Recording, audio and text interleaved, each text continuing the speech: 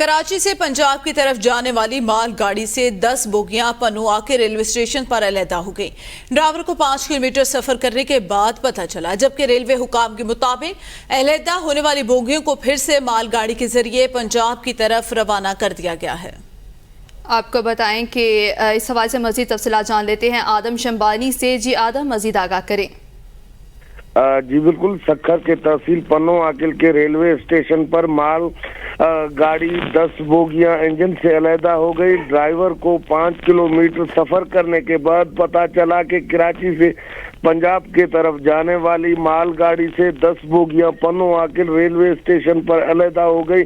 مال گاڑی train driver کو پتہ نہیں چلا کہ 5 کلومیٹر سفر کرنے کے بعد میسرو ریلوے اسٹیشن پر بریک لگائی تو علیحدہ ہونے والے بوگیوں کو پھر مال گاڑی کے ذریعے پنجاب کی طرف روانہ کر دیا گیا۔